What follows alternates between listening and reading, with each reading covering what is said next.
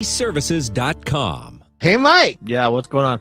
Hey, have you heard of Virtual PBX? No, what is that, like virtual peanut butter and jelly? Virtual PBX provides affordable business phone plans for entrepreneurs that need a way to connect to their customers. Never give out a personal number again. They offer business telephone numbers, call forwarding, professional greetings, and so much more. Isn't that the phone you have in your office? That's correct. I have a Virtual PBX Yalink, the T21P E2, but it is the same phone that you will see on the NBC show The Office. So when you see Dwight and Jim slamming down the phone, I have that same exact phone. Nice. Do you have a stapler and Jell-O? It's the most important aspect of an office, making sure you have a good telephone. Yeah, and I think you can save 15% off when you sign up, right? That's correct. If you go to virtualpbx.com/podcast, again, that's /podcast, you can save up to 15% and you can enjoy their new Flex plans starting as low as $13 per month. Well, that sounds awesome. Yes. Are you looking to start a new business or have to have professional greetings, call forwarding, texting, voicemail, virtual receptionist? If you're looking for any of those items, don't go anyplace else but Virtual PBX. That sounds cool. I kind of want a sandwich right now. Mike wants a sandwich and you deserve a better IP phone solution. Visit Virtual PBX. Visit them at virtualpbx.com/podcast. Hey, Mike. Yeah, what's going on? Oh, dude, you have to listen to this. Funniest podcast opening I've ever listened to. Here, listen to this. My friend Dan, he's got a podcast, 'cause all comics need a podcast, and nobody had a podcast called The Art of Bombing. So Dan went out and bought a tape deck. Who knows why he bought a tape deck? Podcasts don't get played on tape decks, but Dan is from the 80s. So hey there, all you funny jerks, come talk to Dan about your work. Tell him all about your worst times. It's The Art of Bombing. All right. That's awesome. Have you ever wondered what goes through a comedian's minds when they tell a joke that doesn't work? No, I've experienced that. You've experienced it directly? Yeah, I actually tried stand-up once, so I know what it feels like to bomb a joke. Whether you're an inspiring comedian or a hardcore comedy nerd, which that must have been you, Mike, the Art of Bombing podcast has something for everyone. From useful comedy insights to entertaining stories of bombing and failure told by the comedians that live through them, like Louis Anderson, Andy Erickson, Chad Daniels, Dusty Slay, and more.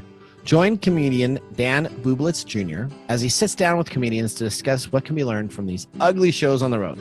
New episodes are available every Tuesday wherever you get your podcasts. For more information, visit them on the web at www.artofbombingpod.com. Again, that's www.artofbombingpod.com. That's fantastic. Coming to you from the shores of the Pacific Northwest, keeping you up to date on technology while enjoying a little whiskey on the side, with leading-edge topics, along with special guests, to navigate technology in a segmented, stylized radio program. The information that will make you go, Pull up a seat, raise a glass with our hosts as we spend the next hour talking about technology for the common person. Welcome to TechTime Radio with Nathan Mumm. Yes, So, a little bit of our whiskey. All right, we tasted it a little bit ahead of time, but don't. Why are you? Well, I'm just saying. Why are you admitting the things you're not supposed to admit okay, to? Okay, that's right. Welcome to TechTime Radio. I'm your host Nathan Mumm. We got Mike Roday here and David Brown behind the board. We are a live radio 2-hour show for technology in the Pacific Northwest. We run from 4 to 6 p.m. on Saturday. So if you're watching this on Sunday, Monday, Tuesday, Wednesday, Thursday, Friday, and Saturday, except for during 4 to 6, you're watching a rebroadcast. So to stay up with all the information. Thanks for letting us know that. That's all right. I did it last week and this week too. That's right. To stay up to date, you can go to www.techtimeradio.com and you can watch episodes, the blog posts. So if you like a story that we talk about, most of the time we don't have time to deep dive into it, but I will post blog information on there and a chance for you to sign up for our newsletter. Go to techtimeradio.com, sign up for our newsletter, and we will have a monthly newsletter written by Mike, myself, some of our producers. It's going to be fantastic. I can't wait for episode 1 of that. That's going to be pretty interesting. Awesome. Huh? Yeah, that is awesome, isn't it? All right, so welcome to the show. How can you stay connected to the show? You can go to twitch.tv/TechTimeRadio, and you can live stream chat with us, or you can also go to Twitter and do hashtag TechTimeRadio and put in an informational quote or tidbit, and we will read that on the air. On our first hour of the show, we are slammed with lots of information. We have top stories in the first 5 minutes. We're talking about cryptocurrency. We have Elon Musk on the radio to explain to us what cryptocurrency is. Yeah. maybe through maybe through a video pod, but it does. Is he still on the radio? Does it have anything to do with SNL? It does. It's going to be a skit, so we're going to be talking about that. We have an update on why Tesla dropped Bitcoin as an option to purchase cars. We have a new app just released for the Nintendo Switch. We are so excited about. And we have attorneys stepping in for children's social media to stop an effort against Facebook. We got great new item to talk about in our gadgets and gear with Gwen Way. Our producer will be joining us on our second segment. And for the first time on the show ever, we're going to be doing a roundtable discussion in our third segment. And we're going to be talking specifically regarding Joe Biden's cybersecurity executive order put into place Wednesday, May 13th. So we got a bunch of outlines. We are excited to have Nick Espinoza will be joining us. Gwen Way, we got Mike Gorday, and I'll be kind of the moderator, and I've been watching plenty of these shows to see what the moderator's supposed to do and how they probe questions. So I DVR'd tons of these type of deals, and I got this ready, so I think I got it under control. Okay. All right. I know there's a joke there somewhere. No. I'm just saying that I got that. I've been working on that. So Mike's mesmerizing moment presented by Story Coffee we have, along with our NFT and our whiskey tasting. That's only hour one.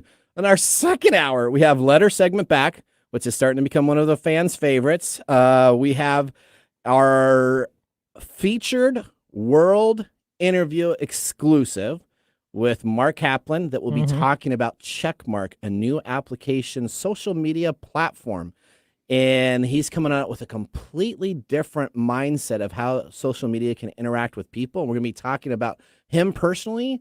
He used to work at Deloitte, so I'll go through his accommodation. He's pretty big celebrity to have on our show, but he's going to be talking about his new application called Checkmark. And then we are kind of continuing our expose, and we're going to be talking about some items about Jeff Bezos on a new segment that we're actually calling Stories You Didn't Know. Okay. Look at that. Yeah. All right. How Okay. about that? Okay. If you need any information, go to TechTimeRadio.com and you can get all of your information there. Soon we have some gear. We have some T-shirts being made up. We got one specifically with Mike's quote where he says, "Hooked on Phonics worked for you," and it's a little Hooked on Phonics logo with Tech Time Radio. So there's going to be some funny stuff available. Didn't for you say they purchasing. war all my quotes or something? Yeah, so Yeah, far we're going almost all the just- quotes that you've talked about. We got My shirts snarky being made. quotes? Okay. All right, well, welcome to 2 hours of entertainment, technology, and of course, information that'll make you go, As we And start whiskey. each of our segments, Mike, we're doing our loaded question of the day. Awesome. What is a great thing to have in a hangout room? Oh, a hangout room. That's right. Well, we could go with the standard liquor and video games, but That's kind of important. that's important. Okay. Legos. Legos. Okay, explain that to me. Legos would be in your hangout room? Oh, absolutely. Okay. I if I were ever to be a billionaire like Jeff Bezos, I wouldn't spend money on a yacht. I would spend money on a. Now a you just room gave full away of- another story that's coming up. Okay, never mind. All right, yeah. I would spend money on a room full, just packed full of Legos, and Oh, invite okay. people over and sit around doing Lego parties and stuff. Oh, did you watch that Lego competition when it was on Fox? And it was, No, I don't like watching people play with Legos. I like You like doing it yourself. Okay. just yeah. Star Wars. Is Star Wars your favorite? Lord of the Rings, because they got so good at licensing now. What's your favorite type of set for Legos? I don't have a favorite. Okay. You know, How about Duplos? Are Duplos count as Legos? No, those are baby Legos. We Okay, don't- so those don't count, and those won't be in your room. that absolutely not. Okay, all right, okay. All right. So, Now we but, know. You know, everybody had Lego. That was one of the nice things about having kids is that you could buy toys and they blame it on them. Yeah, we have like barrels of Legos from when I was a kid, and then my brother had Legos, and then I got passed down to our kids' Yeah. Legos. So if you ever want to open up your room, I can contribute at least like 4 barrels of All right, of Legos. cool. So there you go. All right. Well, we still have, of course, our whiskey tasting that we're going to do at our first break. But now let's get our episode started with our top stories in the first 5 minutes. What's happening in the world of technology? This is our top stories in the first 5 minutes. Story number 1, Dogecoin, however you want to. Dogecoin. Dogecoin's price falls after Musk says Tesla is dropping Bitcoin. Everyone always asks me about cryptocurrency, and we have to explain it more times than not to people. Well, But I have a celebrity that I think explains I it think he just explains it really well. perfectly. and we have Elon Musk on audio. All right, cool. So what is Dogecoin? Yeah, like I said, it's a digital currency. Like, okay, for instance, this is $1, right? It's real. Sorta. Yeah, Sorta okay. real. Yeah. So what is Dogecoin? About as real as that dollar. Now, Colin, are you making any sense of this? Well, I've actually been reading a lot about it, yeah, and I'm trying to diversify my investment portfolio. My question is, what is Dogecoin? I'm glad you asked. It's a good question. Well, it's the future of currency. It's an unstoppable financial vehicle that's going to take over the world. I get that, but what is it, man? I keep telling you, it's a cryptocurrency you can trade for conventional money. Oh, so it's a hustle. Yeah, it's a hustle. Why didn't you say that, man? Doge father, everybody. It's a hustle. It's a hustle. That's right. Thanks to Saturday Night Live. That was hilarious. I think I watched it at least 30 times. That's exactly what cryptocurrency is. Cryptocurrency is an aspect of a currency that doesn't necessarily exist, but is available. People trade it, and it has money. Yes, you can buy something for nothing, or buy nothing for something. That's there it right. is. You can buy nothing for something and keep trading it. And keep trading it. And if somebody wants to pay you more than what you paid for it originally, then you make a profit. And he lost money on that. So let's talk about it. Yeah. So Dogecoin dropped 13% to a low at 37 cents this week. I need to buy some Dogecoin. That's right. So you can buy some. Soon it will be listed on Coinbase, which is the site that I say if you're going to do anything, Coinbase is they're soon going to have it listed there. But essentially, Elon Musk said that the cryptocurrency was a hustle. Now, he specifically said that they will no longer be taking Bitcoin for Tesla. Yeah, now this was an interesting justification. And this was. So the justification is?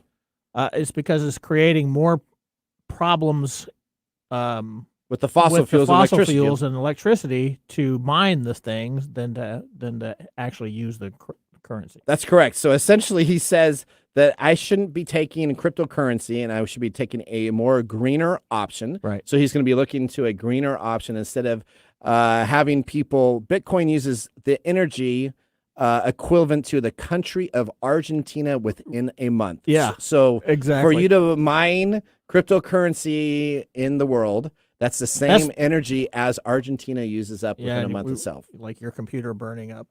Yeah, I have a crypto mining machine at my house, and I got to be very careful with it because as you put your video cards in there and you're processing, it gets hotter and hotter and hotter, and then all that suddenly that i9 processor that you have bought high end taken care of melts down on your system board, and then you're toast. So there you go. All right, number 2 story. Nintendo Switch has a new $10 app that just might surprise you. We talked about this too. This is a great production. I can't wait for this. All right, so here we go. The app was spotted by Eurogamers. It's literally called, a special name here, it's called Calculator. Calculator. And it's been published by Sabac. It's a single-player game, unfortunately, so it rules out any team-based calculations to work on this handheld mode. But according to the product page, don't worry because it looks just like the iPhone's old calculator app. Isn't that awesome? All you have to do is pay $10 and you can turn your Nintendo Switch into a calculator. And you say, why, I ask? I have no answer to tell you why you'd want to do that. But I can't wait. But I'm going to buy a Nintendo Switch just so I can buy the calculator. Or open up your Windows PC and type in CALC calc and you can do the same thing for free. No, that's not the way we do things. That's what we're going to do. Nintendo Switch. We're going to go from B to D without going through C. Okay, all right, I got you. Story number 3. More than 40 attorney generals urge Facebook to stop plans for Instagram for kids this week. We talked about it 2 weeks ago, right? So those were attorney generals. Those weren't attorneys. Those were attorney generals. That's correct. There's actually 44 of them as of when I pulled this last on Friday. So there could have been a couple more. But 44 attorney generals signed a letter addressing Facebook CEO Mark Zuckerberg, urging him to scrap plans for an Instagram intended for younger users, citing mental health and privacy concerns. And we've talked about this a lot. This is a bad idea. The letter comes less than a month after child safety groups in Congress expressed similar concerns. As every parent knows, kids are already online. We want to give them the ability to have control over what their kids are doing, a Facebook spokesman said on a CNN, thanks, David, CNN business comment. So that's what they said. During a congressional hearing in March, Zuckerberg was asked about the company's plan to build a version of Instagram for younger users. Zuckerberg said the platform is still in early stages of our thinking, but it's clear that we want children at the age 13 and under to have services available like Instagram. That's right. The cigarette companies knew that. A children version of one of its services and its Messenger Kids messaging app has already been targeting kids ages 6 to 12. So they just want to have. That's why. Yeah. Do you think all that pressure is going to get them to stop? No, they're still going to move forward with they're that. So that's just going to motivate them even more. But hopefully, on our second hour, we can talk with Mark Kaplan about Checkmark. Maybe Two marks. Maybe we can put some deals into that. Maybe. So, all right, maybe it can cause some issues. But we're up against time, Mike. We're going to have some whiskey during our break. When we come on back, we're going to be talking about our whiskey itself. And we're going to have our producer and extraordinaire, thank goodness she's taken over this, Gwen Way will be joining us on the next segment on Gadgets and Gear. It saves you money. It saves me money, so that's my money-saving feature of having the producer do the Gadgets and Gear so that they have to buy them instead of us. Only I have a secret. Okay. This is a device that reaches everybody from doomsday preppers to hikers and everyone in between. Yeah, this is a really cool one. It is. My name is Nathan Mumm. We got Mike Day and David behind the board. Welcome to Tech Time Radio. We'll see you after the commercial break. Did you know that up to 12 to 15% of Americans grind their teeth at night while they sleep? Yeah, it's called bruxism. I used to work at a sleep lab, and we used to measure that, and it leads to a lot of problems like headaches and destroys your teeth. It wears down the enamel, and it's just very hard on your mouth. So every once in a while I'll wake up, my jaw will hurt. Do you think I'm grinding my teeth at night? Yep. Well, so how do you go about protecting this then? The number one recommended way of protecting yourself from teeth grinding is what's called a night guard, which is a custom fitted prosthetic that you put inside your mouth. It usually runs, hundreds of dollars, but I know our sponsor, Smile Brilliant, can get you custom fitted night guards for as little as $45 a piece. So if you go to smilebrilliant.com and use TechTime Radio at checkout, you can receive 20% off your complete order. So visit smilebrilliant.com and use the TechTime Radio at checkout code. Hey, Mike. Yeah, what's going on? Have you heard about 180 Consulting? No. I love these guys. You know how much I avoid working with copy vendors, right? Actually, I get to hear about it all the time. Not anymore, because guess what? The guys at 180 Consulting took over the entire process. They assessed our needs, worked directly with the vendors on my behalf, and helped us understand our option. No sales fluff, just good information so we can make the right decision. Well, that sounds good. How do they get paid? Their only compensation comes from a small share of the cost savings they create. They work for us, and it's a win-win. That sounds like a no-brainer. There's two ways to reach them. You can get them at info@180-consulting.com or visit them online at www.180-consulting.com. www.180-consulting.com. Thank you, Mike. 180-consulting.com.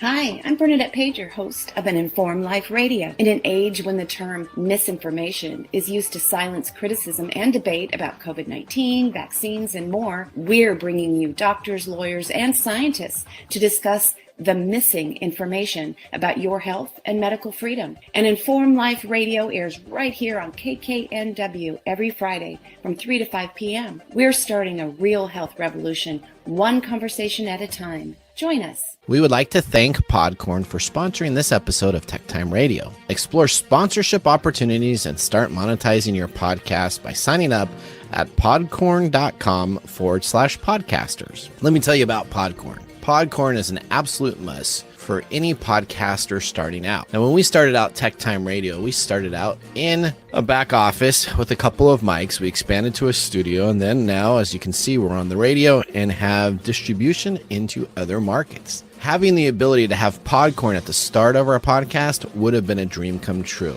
Guess what? With Podcorn, you now have the amazing opportunity for podcasts to receive sponsorship, such as host reads, interview segments, and topical discussions. With Podcorn, there's no middleman. Podcasters of all sizes can browse and choose opportunities right on their platform, set their own rates, and collaborate with brands directly without exclusivities. You never give up the rights of your podcast in Podcorn, and they're here to support you everywhere possible. Visit podcorn.com. Again, that's podcorn.com Podcorn is a true success for those starting their podcast dreams.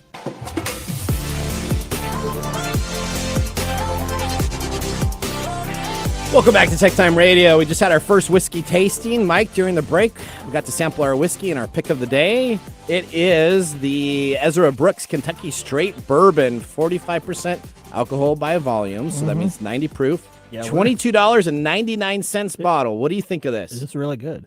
It's really good, isn't it? It's got a bite. Well, it's not the bite, but the initial taste is harsh, but it smooths out.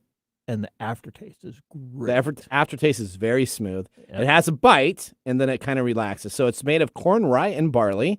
It was the award platinum winner of 2008, double gold winner, San Francisco World Spirits Competition in 2008, gold winner. And it's caramel and vanilla with a hint of spice and chocolate for a smooth, warm finish. Yeah. All right. I'll put that on my bar. You put that on your bar? Yeah. With your Legos? In your man room? Yeah, that's right. My Lego room. I got it taken care of. All right. Well, the next segment we're going to go to, we're really excited to get started, so let's get it there going. What's new in our gadgets and gear? All right, we got Gwen Way. Welcome to the show. We are happy to have you join us, Gwen. As much as we say that, Gwen is, again, a producer of TechTime Radio, so we get to see Gwen Hi, Gwen. Thursday. She knows us every week. So I we're want to excited come to have you hang here. out in Mike's Lego and whiskey bar, by the way. I do too. Absolutely. It That just seems sounds like a fun cool time. place. Yeah. So when That's are we right. coming over to your man room place? As soon as I become a billionaire, I can build a room like that. I We'll got a get question. working on that. Can we have you have a trampoline room first? So, because I know somebody by the name of Gates, but I don't want to say Bill Gates, but anybody by the name of Gates that has a trampoline room. So it would be really cool. I could do a trampoline room too. You just come down the slide because his has a slide. I've been in there. have one of those. Yeah. Okay. You come down the slide. You go into the trampoline room. Then you bounce from the trampoline room into your Lego room. What do you think about that? That would be a bad idea. Why was That would be very painful. Have you never walked on I have Legos? walked on. Okay. Oh, that would be bad idea. You jump into that, Yeah. and then you have some Legos on the ground, and you step on your feet. Oh, those are the worst It's not things. like Scrooge Just bad news. diving into a pile of gold coins. It's not. It hurts. All right, Gwen. Well, we're excited about this project. Let me tell you, the product that you have, I already told my wife about it because she wanted to know immediately so she could order it ahead of time. If she I was going to say, so. she's already ordered it. We did. So, you're not buying stuff. Now she's buying I know. everything. So she says, I love having Gwen on the show. She's so much more informative than you, Nathan. I'm like, okay, great. Thank you very much, wife. All right. What can I say? That's right. Thanks, Gwen, Tracy. Shout out. Yeah, that's right. So let's have you, if you could, kind of tell us about your product, and then if you have some screens you can bring up about it, that would be fantastic also. Certainly. It's a product called Now Limitless Energy. And as you said, it's great for everybody from preppers to hikers to the people who just forget to charge their phones at night. I know that I've fallen into that category many times in the past. I've gotten better, though, recently. We do have the wonderful screen to kind of show you the Kickstarter so that you can take a look at it yourself. Perfect. It's wonderful because it reminds me of childhood growing up in Tornado Alley.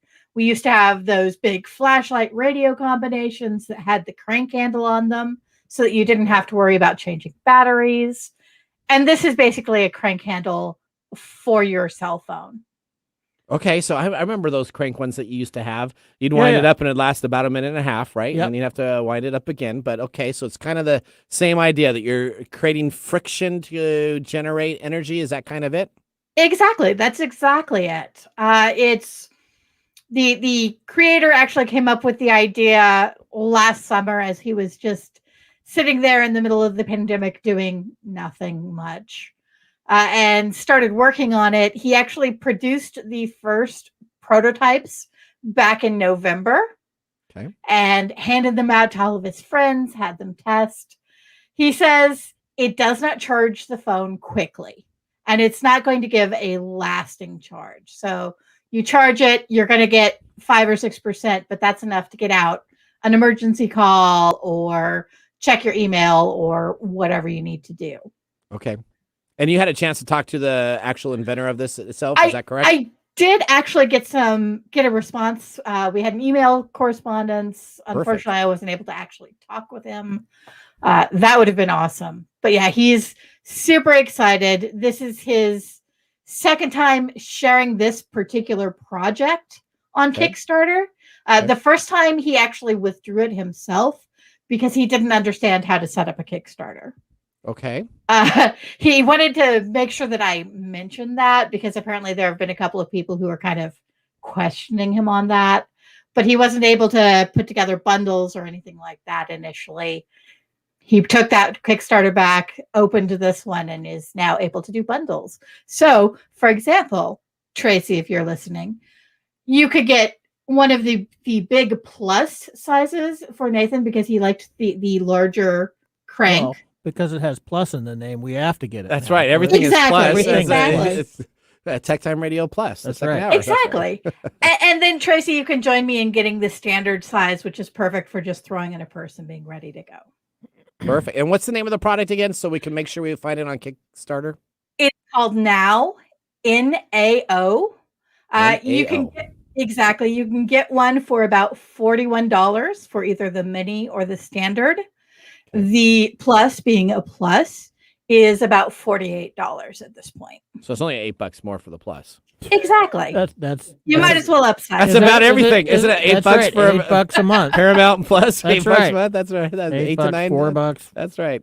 And see, and this is just one $8 charge. So, treat and it yourself. funded in 3 hours. Is that correct? It funded in 3 hours. Perfect. Yeah. Perfect. So this is our gadgets and gear. Yeah, this item. Was a really exciting one. Yeah, we literally at It's the a really production cool show, one. we talked about this for about 10 minutes and we all kind of looked at it. We were like, all going, So again, this is something you put in your keychain, you put in your purse, and when you don't have one of those chargeable units in there, because everybody normally carries that second chargeable unit because your phones die out quickly nowadays. Or even when that Surface? battery runs out. Yeah, so I don't think it'll work on the Surface because I only think, how many adapters does it have, Gwen?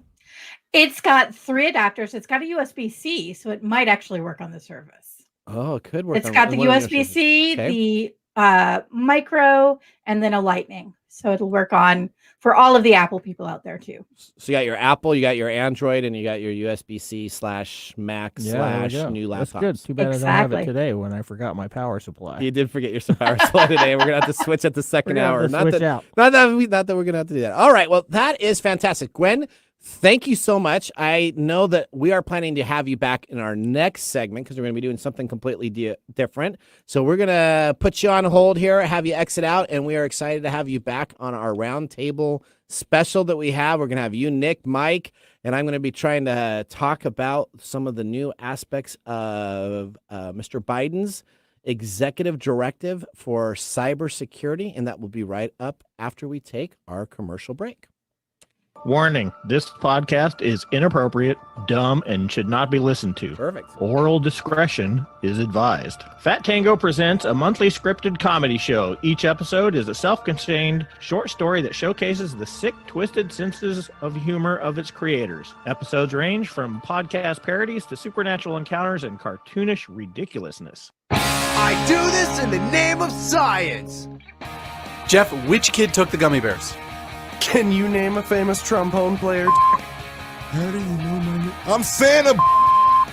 That was the best I've ever seen. Thanks, bro. Every episode is a different story with different people, played by different actors. Sometimes.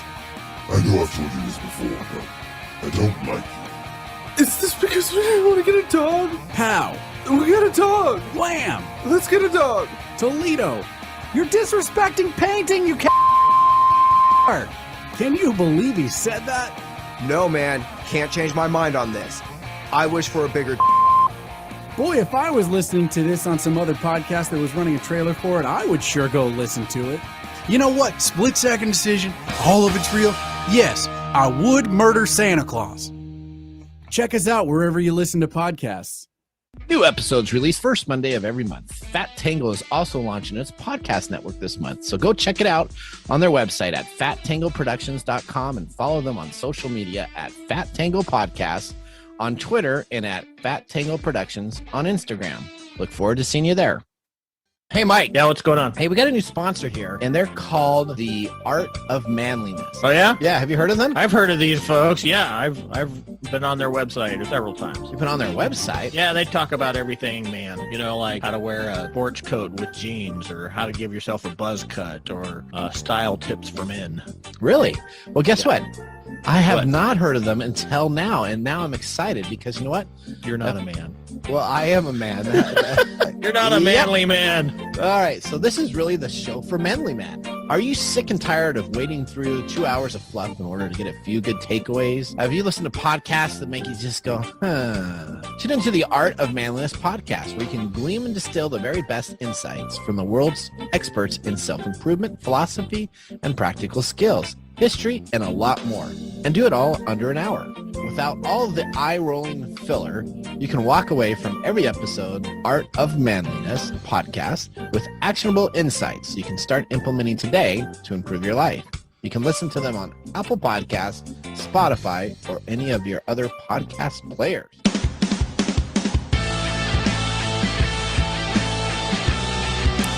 Welcome back to Tech Time Radio. We're sipping a little whiskey during our break.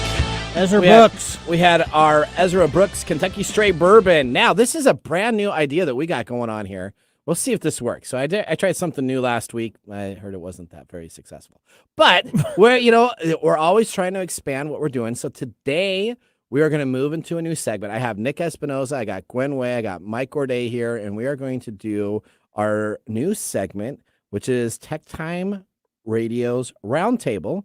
And we're going to talk about the 30-page executive order, and I'm going to kind of lead off with some areas, and then everybody will kind of have a little bit to talk with, and kind of like ESPN's around the horn, everybody will have a little bit to cut you off and say, move to the next person, and we'll see how this works. So, David, let's start our segment. Welcome to Tech Time Radio's Round Table. All right, everybody, welcome. So this was a There's everybody. All right, everybody's here. Congratulations. Thank you guys for joining us. Nick, thanks for, I know I kind of sent you an email last minute here asking if you could join us, and I appreciate you joining us too. So glad to have you aboard. Do you have your Jack Daniels with you? No, today is Ardbeg's Wee Beastie. Okay, all right. Okay, there you go. Okay, yes. Perfect. All right. Have some of that on the show. Good stuff. All right, so let's talk about it. A 30-page executive order was just released this Wednesday to improve the nation's cybersecurity to cover the host of cybersecurity issues. Now, I've never had an executive order come out from a presidential individual in my time of knowing, and I tried to go back to research to see if anybody else did that, and they didn't. They just threw these in other policies. So this is kind of a big deal. So our president said that our nation's cybersecurity needs to be taken care of. Now, I have gone through the 30-page document. I have highlights there, as you guys can see. They got tons of information. We're going to only talk on certain highlights, but ideally I'm going to kind of talk about a subject, kind of lead into it, and then see what you guys think about it. This is after this week we talked about a $5 million cybersecurity payment out from Colonial Pipeworks, who essentially by the time they got their restore happening, their backups already end up working. We got SolarWinds, we got Microsoft Exchange issues, we have personal data, we have hospitals that have been shut down just this week, and so it was nice to see that we're going to kind of take something pretty aggressive to make this. And this executive order is pretty aggressive. It has physical dates of expectations of when this is 60 days, 30 days, 90 days, 120 days, reporting to this, pretty detailed in the report itself. So it is fantastic. In my idea, I am very excited about this. Okay. Because it's about time. Yeah, it's about time that we actually had someone take this pretty serious. We're supposed to be. Why wasn't this taken serious before? I don't know. And so maybe I don't want to say that I don't want to say that maybe other people didn't take it as serious, but we haven't really had an executive order to come on out saying these are some processes we're going to have in place. We're going to have people work together. So let's talk about number one. As we went through the 30 pages, very first thing that it talks is it mandates the executive branch agencies deploy multi-factor authentication, endpoint detection, response encryption, and zero trust. What does that mean? So zero trust. I'm going to kind of do this, and then we'll go to our panel here to kind of do it. So essentially, multi-factor authentication is when you have on your phone, And so if you buy something from Amazon, it says, we're going to send you a 6-digit code. You have to type it in before we allow you to purchase it. So it's taken care of.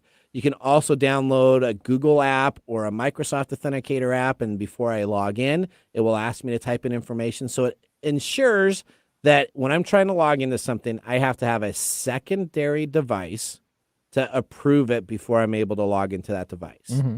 Zero trust means that we don't have authentication at all, and we don't trust you at all, and you're going to have an authentication process, whether it's an on-person identification, a thumb identification, to make sure that we don't trust you at all, to take care of the items, and you have to prove you are who you are. We talked about this too, kind of the speakeasy idea, that when I knock on the door, instead of just allowing the door to open, I'm going to look through that little peek hole and say, okay, guess you What's the password? Yeah, what's the password, Mike? And you're going to say blah, blah, blah, blah, blah. And I'll say, okay, and who are you? And Mike, and I'm going to look at you to make sure you're who you are, then close the door and move it through.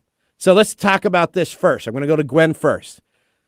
Zero trust, multi-factor authentication, encryption. What is your response and securing cloud regarding this initiative? For customers from my various MSP jobs for over a decade. So the fact that the government is just now requiring that they be implemented is somewhat startling, to be honest. It is kind of startling, isn't it? So Gwen's an account manager for a large MSP provider. So Right. she deals with this all the time. Yes. And so this is something that we've had in the business world. Mm-hmm. So Nick, so we've talked about zero trust. What do you think about the implications here of putting this in the government? So overall, I mean, I think, don't get me wrong, I'm with you. I think this is a really good thing. I think it has good cyber hygiene provisions in it, such as zero trust, multi-factor authentication. It didn't necessarily speak to an advanced identity management solution with multi-factor authentication, but this is absolutely a step in the right direction here. And zero trust has basically been around since 2011. It came out of Forrester, and it's been essentially a redesign of networking infrastructure to make it more secure. Basically, it's the mitigation to outbreaking things like ransomware in a network, where maybe you have one machine infected, but it can't spread to the other 100 or something along those lines. So overall, I think this is a really good thing. Now that said, I mean, I think there are some unfortunate sides to this, this executive order as well, and I'm happy to get into that too. All right. Okay. So yeah, we're gonna have some counterpoints. So we'll talk about a couple of points, and then we'll talk about some concerns with that we have. All right. So the next thing we have here is we keep on going through, and again, these are all by Section 1 is the policy. Section 2 has barriers of sharing threat information. For a long time, we have had many competing organizations, including the Department of Homeland Security, National Cybersecurity Center. All these had their own processes to implement technology. With this executive order, it's asked that all of these organizations work together. So how is it that we're going to have the organizations across many different tiers, probably different processes? What is your take on having them all work together? We'll start with Nick first. So I think it's actually rather interesting that this has to come up. And I think there are two things here if we're talking about this. First things first, the entire reason the Department of Homeland Security was created was to alleviate this exact issue. We found out after September 11th, 2001, that intelligence wasn't being shared on things like potential domestic terrorist threats, foreign terrorist threats, all that kind of stuff. And so now this seems to be basically adding to that mandate, if you will, on the cybersecurity side, which isn't necessarily a bad thing. But the other thing that everybody has to really understand is that the federal government is not one massive cohesive entity across the United States. It's a confederation of different departments with different mandates, different leadership, different expectations, different data and cybersecurity standards. And by virtue of that, we have had some overall compliance standards for federal agencies. But one of the issues that we've had with that is that nobody has really essentially created a standard to precision with that. So I'm glad that they are talking. I'm glad that they are coordinating with this. That will break down the barriers to turn around potential threat intelligence in the cyber landscape much faster between these competing agencies.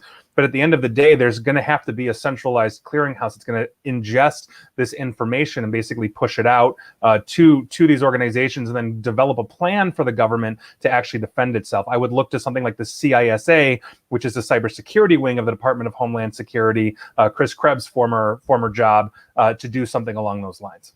All right, so Gwen, it's the curse of silos. That's right. So working at a managed service provider, which is what an MSP is. So managed service provider is a company that provides IT services to other organizations. Organization and standardization is always a problem, right? So explain to me some ideas that the government here can take from our standard business practices that have been used in the last 10 to 15 years regarding cybersecurity that would be best to have this happen. Well, honestly, the first thing they need to look at are the best practices that have already been implemented in the public sector of the cloud. Most of the things that they're talking about implementing in this document have been part of the zeitgeist for, I would say, at least the last 5 years. Okay. We've got the path tracked out already. They just need to follow it and implement it properly. So you work with across silos, Mike, in a bunch of the work that you do. How is it to get people to be organized and work together? Well, it's really difficult. We don't like to share especially when we're inclusive. We're inclusive by nature. Yep. Or no, I'm sorry. We're exclusive by nature. We don't like to share information with other people, especially if we think it's going to give us an advantage. So this is why we have to have laws created that says you will share information. That's exactly what the executive order does. And boy, let me just tell you on pages 12, 13, 14, 15, it goes into essentially details. Within 30 days of completion, you will make sure that you report to the Security of Homeland Security with a report that will then be reported to this group and that group and this group. So they literally, in this executive order that they have here, have to outline people working together with 60-day, 90-day, 120-day deadlines. Otherwise, these people wouldn't work together. That's right. It's something that goes against our nature. And if I can mend, I'm sorry, Gwen, go ahead. Yep. Oh, no. I was just going to say it's the exact same thing they did with law enforcement in the 80s and 90s. We had a major problem with departments not speaking to each other or sharing information. So we had serial killers like Ted Bundy, John Wayne Gacy, etc., just going across the country killing people. All they had to do was cross state lines and they would create. And they were free. And not even necessarily state lines. They had to go to a different county or a different city. And they were free.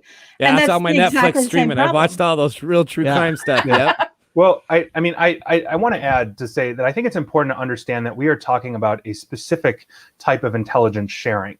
We already have a lot of, in the cybersecurity community, we have a lot of platforms such as ISACs, basically intelligence sharing apparatuses for various verticals, such as healthcare, state governments, all this kind of stuff that are already sharing threat intelligence. We have groups like the Cyber Threat Alliance that are taking the threat detection companies of the world, the antivirus, the firewall makers, and allowing them to share threat in real time. So when you inoculate one, you inoculate all. This already exists. So I think it's important to understand that when the US government is saying it has a mandate for 30, 60, 90, 120 days, whatever that is, it is on specific types of intelligence that are a direct threat to the United States, as opposed to, let's say, the ransomware that grandma in Idaho is going to get. And so by virtue of that, I think it's important that as we are tying in all of this intelligence sharing that we already have, that we are already working towards and being collaborative against, I think it's important to understand the government has a different set of issues than the private sector does. And while we will see, let's say, prime contractors to the DoD be targeted by adversarial governments, the United States government itself is targeted 24/7, 365 by adversarial governments. And so it's a different animal in intelligence sharing. This isn't the standard, I'm going to update my virus scanner to protect against the latest strain of whatever. This is a direct and coordinated effort at information and cyber warfare against the United States. And I think that's the important thing that the Biden administration is attempting to address with this. Yeah, they're going to have to actually have meetings weekly with people across department chains that have never spoken with each other to actually work together. Which is sad that you have to actually put it down. Why didn't they do that? Why is this happening now when this has been a problem since I don't know, because no one decided to come on out with an executive order to say, "Hey guys, get your act together," and it was all kind of just done. We'll see what happens. No, it's because honestly, it's because we are living in probably one of the most partisan times in history. We have seen multiple attempts through Congress to actually make a law on various aspects of security, election security, intrastate security, all of these things that have simply failed to pass at least one house in Congress. The only thing that I can think of in the last 10 years on an actual cybersecurity that was passed was one, a mandate to stop using Chinese-based technology, and two, IoT security for the federal government, which was passed by Congresswoman Robbins in late December under the Trump administration.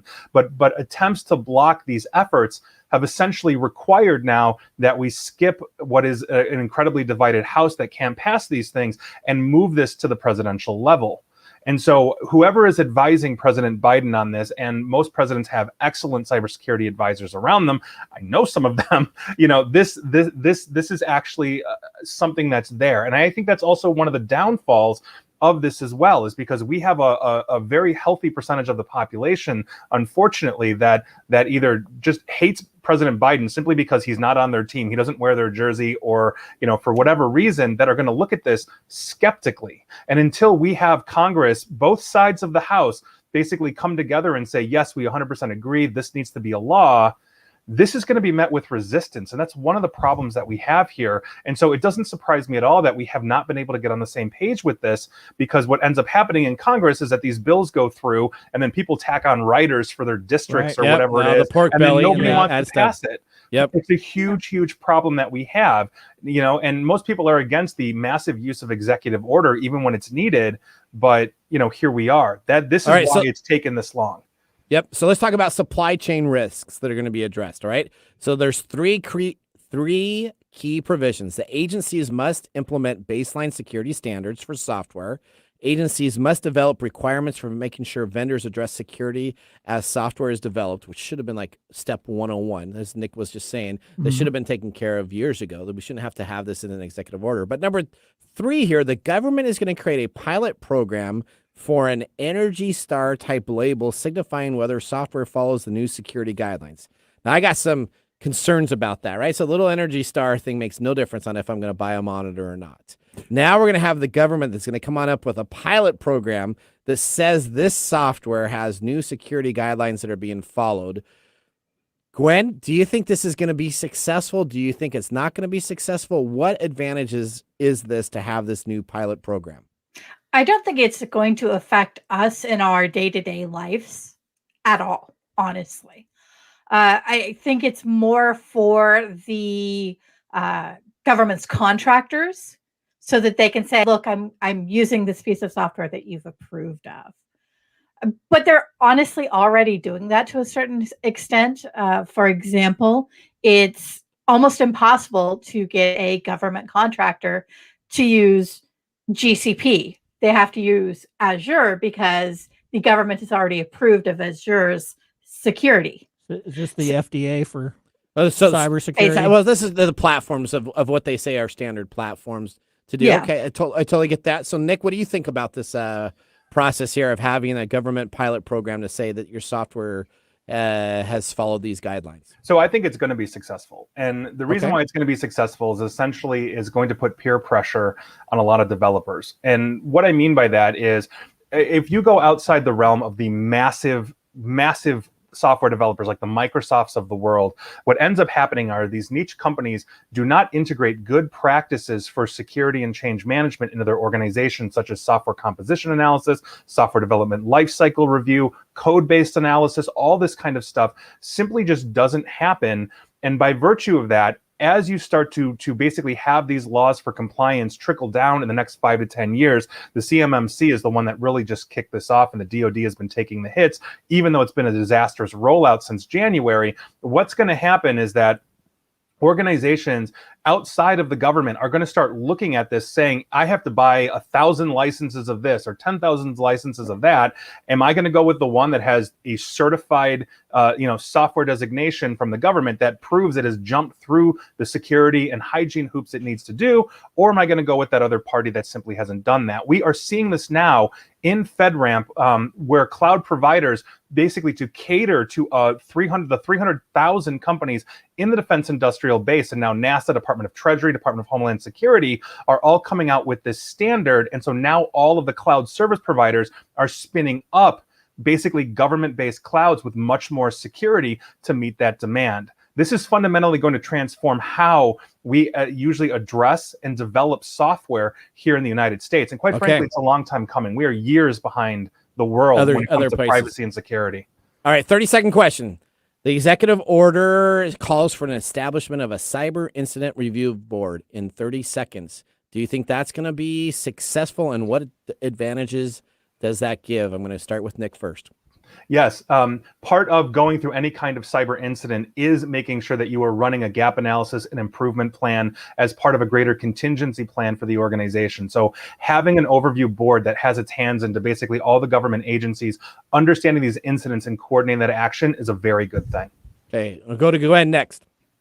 Agreed. It's going to be great. It's also going to dig at least partially into RCA, so they're able to actually find what gap, the hacker or the bad actor wiggled into and be able to seal it.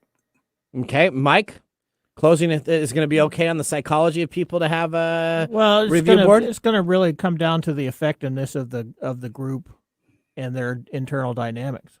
Okay. So whether or not they're able to collaborate together and whether or not they're able to be accepted by the outside sources. All right. Okay, guys, thank you very much for joining our first roundtable ever. This was exciting. Thank you so much, Nick, Gwen, everybody. We're going to head out to a commercial break, and when we come on back, we got Mike's mesmerizing moment, and stay tuned. Hey, Mike. Yeah, what's going on? Hey, have you been looking for new podcasts to listen to lately? Yeah, I'm always looking for something to listen to. All right, I got one for you. It's called the Hypocritical AF Podcast. It's a weekly audio and video show hosted by Albert Figueroa. Ah, that's where the AF comes from. Yes, you were probably thinking of something else, didn't you? I thought it was hypocritical. No. Tune in every week for random conversations, random rants, and a wide variety of interviews where the conversations range from hysterical to hypocritical. Hypocritical. The Hypocritical AF Podcast is unfiltered, on the edge, and 100% organically built from the ground up. Okay, this sounds a lot more fun. New episodes drop every Wednesday on all streaming platforms and on YouTube. Yeah, where can I find that? Oh, you can also find them online at www.hypocriticalaf.com, but mostly take a look at them on Instagram. You can find them at Hypocritical AF Podcast. Check out Hypocritical AF Podcast today. Awesome. Hey, Mike. Yeah, what's going on? Hey, have you heard of work patterns? You mean like how my virtual work pattern doesn't involve pants? No, our listeners don't want to hear about those work patterns. Work Patterns is a people management app I signed up for recently, and my team is loving it.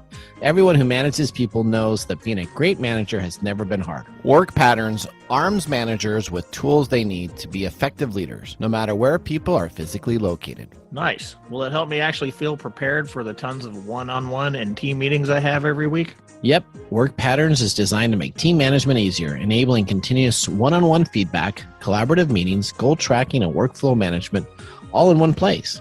My team has also been publicly sharing wins in apps like Slack and Team using Work Patterns' Kudos feature. Celebrating wins of all sizes has been great for morale. Honestly, whether you're a manager struggling to stay on top of things or a CEO whose organization has outgrown its system, Work Patterns will help reduce the chaos of your workday. Hey, that's great. Time is valuable, and I want to make sure my team is having productive meetings. Exactly, Mike. You should sign up. They're offering a free trial. Wow. I'm going to sign up right now. Where do I go to do that? It's at workpatterns.com. Check out workpatterns.com using the link in our show notes and get the people management app loved by thousands of highly performing teams. This is Mike's mesmerizing moment, presented by Story Coffee. Visit storycoffee.com. This is very reflective. We talking about why now. It's very reflective of just normal human behavior, where we won't move until we experience enough pain to do so. That makes sense. Because we all have this pain threshold. We don't like to do anything until that threshold is met, and then once that threshold is met, then we will move. That makes sense. All right, Mike, we got to get to our pick of the day. Ezra Brooks, Kentucky Straight Bourbon, thumbs up or thumbs down? I'm going to give it a thumbs up. I'm going to give it a thumbs up also. Fantastic deal. All right, so we have our NFT. Do you want to put it on up there? Because on our next hour coming on up, we got our stories of letters segment. We got stories you didn't know about Amazon's Jeff Bezos. We got Mark Kaplan joining us with an interview, the founder of the media platform Checkmark. I do believe that it could be as powerful as Facebook in the upcoming years here. So, of course, welcome to our first hour of Tech Time Radio. We got our second hour just after this. If you're not seeing it, make sure you go to TechTimeRadio.com to see the second hour. I'm Nathan. We got Mike Roday here. David Brown behind the board. Bye-bye. That's my line. Thanks for joining us on Tech Time Radio. We hope that you had a chance to have that moment today in technology. The fun doesn't stop there. We recommend that you go to TechTimeRadio.com and join our fan list for the most important aspect of staying connected and winning some really great monthly prizes. We also have a few other ways to stay connected, including subscribing to our podcast on any podcast service, from Apple to Google and everything in between. We're also on YouTube, so check us out on youtube.com/TechTimeRadio, all one word. We hope you enjoyed the show as much as we did making it for you. From all of us at Tech Time Radio, remember, mum's the word. Have a safe and fantastic week. The views expressed on this program are those of the host, guests, and callers.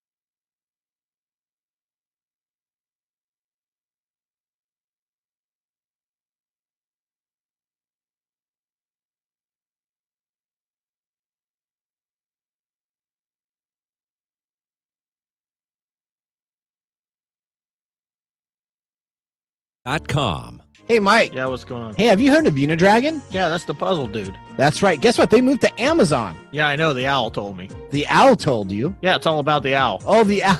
Oh, the owl and Unidragon told you. Yeah, we've talked about this guy before. He's the puzzle guy. He's the puzzle guy. That's correct. They do, of course, have the owl, and the owl is available for you to now get with Prime free delivery. Awesome. We've made it easier for people to find the owl. Yeah, I know. The owl told me about that too. The owl did. What did the owl tell you? He told me to go on to the TechTime Radio website and /sponsors. Wow, the owl is just telling you everything. That's correct. If you go to TechTimeRadio.com /sponsors, you see our sponsor right there, and it's got a link so you can immediately click and purchase Unidragon off of Amazon. Don't get fooled by fake puzzle people out there trying to sell you imitation puzzles. Go and find the brand you can trust, Unidragon.com. And again, go to TechTimeRadio.com /sponsors, because the owl will tell you no place better to buy it than with the TechTime Radio code.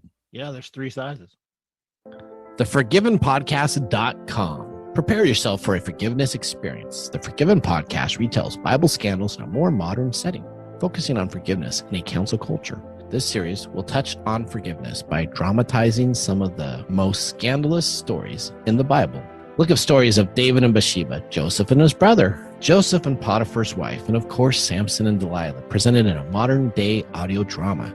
Tune in to hear these stories unlike you've ever heard them before. The season has already started, and it features 7 scripted episodes followed by bonus episodes, including readings, sermonettes, and gospel music. Listen 7 days a week for 7 weeks for a forgiveness experience. TheForgivenPodcast.com. Prepare yourself for a forgiveness experience. And remember, you too can be forgiven. Coming to you from the shores of the Pacific Northwest, keeping you up to date on technology while enjoying a little whiskey on the side, with leading edge topics along with special guests to navigate technology in a segmented, stylized radio program.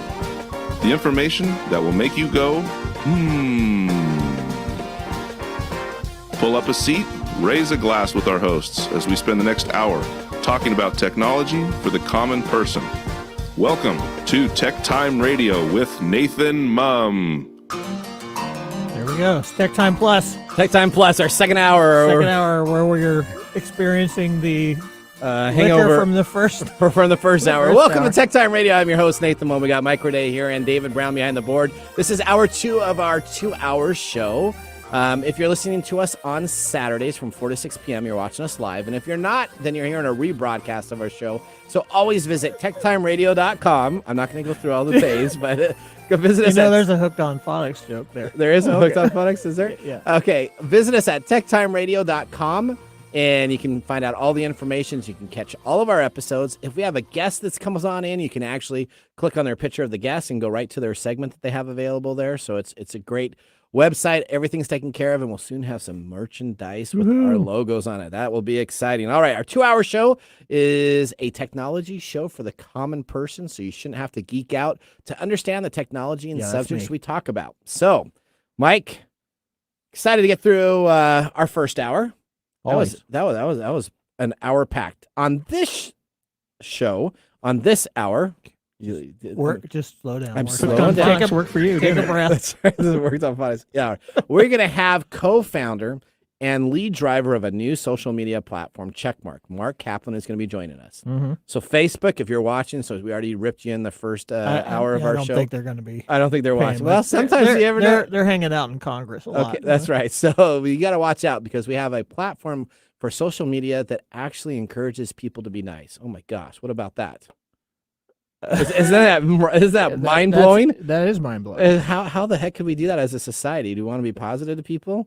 No. We just aren't. Just we love just being negative, don't we? Yes. All right, so we got that.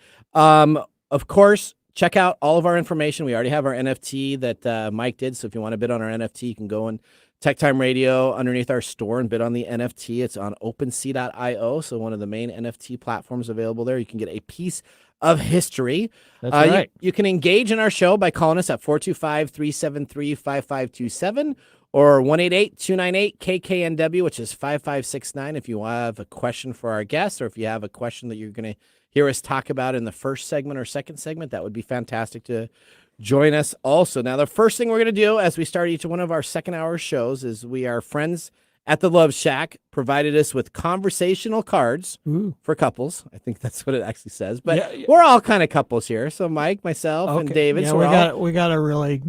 What's that? We've got a bromance going on. We got all bromances here. That's right. We're all working together. So here's the question for you. Who is your favorite celebrity and why? Mike, you're up first. Oh, well, I have to go with my favorite crush. Okay. Actress Kelly Williams. Kelly Williams. She's the lady that was on Lie to Me. Okay, yeah. Yeah. So she was also on The Practice. And on The Practice. Yeah. Yeah. So I knew her. That's yeah. I have a massive crush on her. You have a massive crush on her? Love her voice. Yeah. A lot of it is her voice. She's very elegant. She's very witty, too. And witty. Yeah. She's always, and all the parts she's played, she's witty. Okay, great. Dave, we'll go to you next. Oh, after thinking about it for a sec, I'm going to go with Tim Allen. Tim Allen. I loved his, Home Improvement days, especially as Tim the Toolman Taylor. I saw a live. We were down in California, and we actually got to go to a live stand-up. No, a live taping of the show, and it was with my wife and my dad and a couple other people. My dad. That was like heaven for my dad. He was laughing literally it was like a pre-show before they actually film it so they can get the feedback. And there was only one guy in there that was, he was laughing so loud. I'm like, Dad, just chill out. So. Yeah, Tim Allen? You couldn't remember what episode that was? It's a bowling one. All I know is that there's something where there's the boss, his boss and them are part of a bowling league because they set up a little bowling thing and they actually ended up rolling the bowling ball into the audience itself to make it look like a lane that was there. So I don't remember what exact episode it was. Woo-hoo. Mine would be, I have a man crush on this guy. You got a man crush? I do. Chris Pratt. Oh, he's from around here. So the quick story about it is he is around here. He went to Lake Stevens High School. Right. So Star-Lord, if you don't know who this is, Jurassic World. If you don't know who Chris Pratt is, then you're underneath a corner of a rock. So you may want to get out and grew enjoy up it. right around here. So he grew up in Lake Stevens. Literally, that's where our house is right next to. We lived in Lake Stevens for a while until we moved to Snohomish. And specifically what I like about him is I liked his acting, but I have a friend, and she went to school with him, and she's a nice gal. She wouldn't have probably been the most popular or anything like that, but she said that when Chris Pratt attended school, he wasn't necessarily the most popular kid either, and he kind of did wrestling and a couple other things. But she said that he was the politest guy in high school that she went to, always wanted to know how people were doing, always was caring about somebody. And so when I enjoyed his acting, that just put it into the next level where I said, this guy is a real decent dude. He also painted a mural in a pizza joint. Yeah, so he also lived on the beaches in Hawaii for a little bit. So I did a lot of my man crush studies on this guy. So that's my guy there. All right, okay. Well, I'm just going to stick with Kelly. You're going to stick with Kelly? That's probably safe. All right, we're going to move into our very first segment. This is becoming a favorite. We call it Letters. Letters. We get letters. We get back and back of letters. Oh, letters. We get letters. And the letters all have songs. That's getting better and better each time I hear that. I love that, that lead in. That's awesome. All right. So here's what we do on our segment Letters. We read emails that were sent to me during this week that are spam phishing. This week. Just this week. This was like Friday, May. Oh, you know what? This is Friday, May 7th on this one that I pulled here. But all the rest are this week. Lame. So yes. Lame. This is funny to start out with. So Mr. Tom Baba at Mr. W. Douglas 10 at gmail.com. So Mr. Tom Baba must go by Mr. Douglas. I don't know why he does that, but okay. So, dear friend, I am Mr. Tom Baba from West Africa. I have business. I'm just reading this. This is the prince. I have business deal to share with you in sum of $10.2 million US that is being held over here in BOA Bank of Africa. There it is. The fund mentioned right belonging to one of late clients who deposited money in bank died. Okay, great. That's awesome. Okay, nobody have been able to apply to claim the funds. So I doubt and real please, my dearest friend, please respond. That's funny. This is exactly the same kind of stuff you get on dating sites. Is it really? Yeah. You get this type of stuff too? I get this stuff all the time. So is it like pre-done spam where somebody's just No, cutting and pasting? somebody's actually typing this crap out. Oh boy. You can tell real quick that they're not Americans. Once we succeed in transferring the fund, if you can send me an agreement of 60-40, I will have great deal. Please respond to tombaba10@gmail.com. Tom Baba is the new prince. So Tom Baba, he wants your full name, your age and sex. So supposedly he knows me, dear friend. Oh, yeah. But he doesn't know my name, age or sex, marital status, your country name, your phone number, your occupation, your bank name, your account number. Hey, that's awesome. And thanks, your brother, Mr. Tom. See, That's cool. Those are all the stuff that he's asking for. I did one of these with a person on Facebook, and I kept them on for 3 days. Yeah? Eventually got them to admit who they were and give me their bank account information. Oh, did you? Yeah. Did you? So there's a bunch of people that do this online sometimes, and they do videos of this. It's pretty funny. The next one. Now this is tricky. Now wait, what type is that? Is that a? So this is a horrible email. If you actually that's a horrible email. But what type of phishing scam is this? So they want you to provide. So it's not even really a phishing scam because they don't give you a link. They want you to. They want you to actually respond, email their name, age, sex, marital status, country, phone number, occupation, bank account name, account number. And thank you. Wow. So I'm going to have to type that all in. So I'm going to have to give them all that information. They have and no respond. idea about human behavior. Yeah, it's just so that was too much work to do. They're missing out just on pure laziness. I know. That's way too much work for anybody to do. All right. Second one is XPLR Pass. Now, there's an XPLR Pass that's a part of North Face. Oh, so XPLRR. So there's two R's in this. So essentially the North Face Pass is when you go and you buy stuff at North Face, you get like credit stuff and you can take care of it. So 1 digit change. The reply is to XLPRPASS at DNorthFace.com, not THENorthFace.com. TheNorthFace.com would have been a correct email address to send it to. They put D, but they put D, like the number D, like D. North Face. The number D. Well, sorry, not the number D. Did I say the number D? You said the letter D, NorthFace.com. And it says, redeem online in a store. Hey, Nathan, great free shipping and return as always. Please click on this link. You have a $20 reward.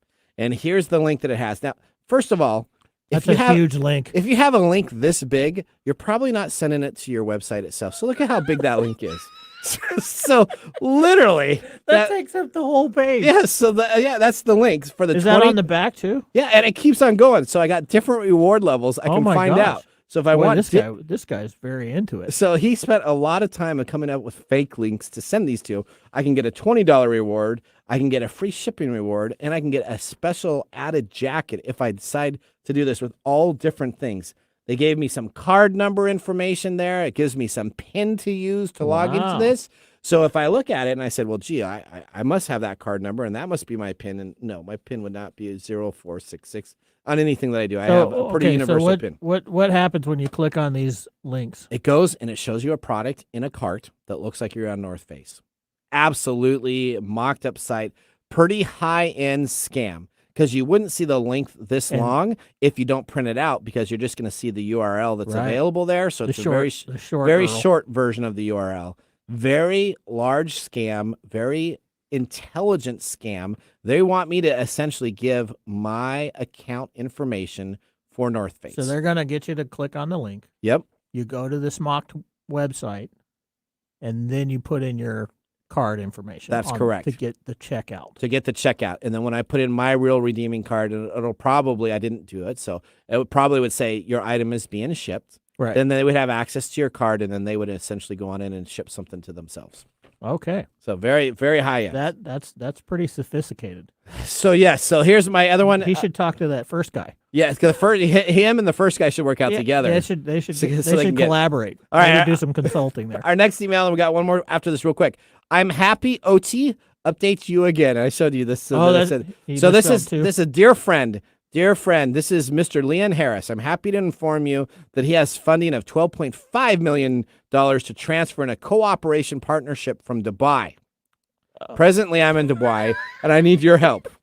So this is the Prince in Dubai. So this is the Prince in Dubai thing. Okay. Please feel free to go and purchase to help me out at your local convenience store a Google card. Yeah. So this is a scam that happens a lot where Yeah, people will they say, want- I can't get anything. Can you go get a Google card or an Walmart Apple card or a Walmart Walmart cards. card? And then what you need to do is contact me back, scratch it off, get the information that you have there, send it to me because we'll use that as a transfer of cash and have things taken care of. And then once you do that, it is gone. So so you're not going to see any of it back. And then he says that he will partner with me and that he will take $400,000 and he'll give me $600,000 immediately. Really? Yeah. That's very generous. Yes, Yes, somebody that's that's $12.5 million. And what he'll do is after I send him that information, he will then give me a Visa ATM card that I can use to get my $600,000 out. Boy. I don't know any. Well, actually, I do because I feel work like for some I should billionaires. trust all strangers. I had a billionaire that once had like $1.5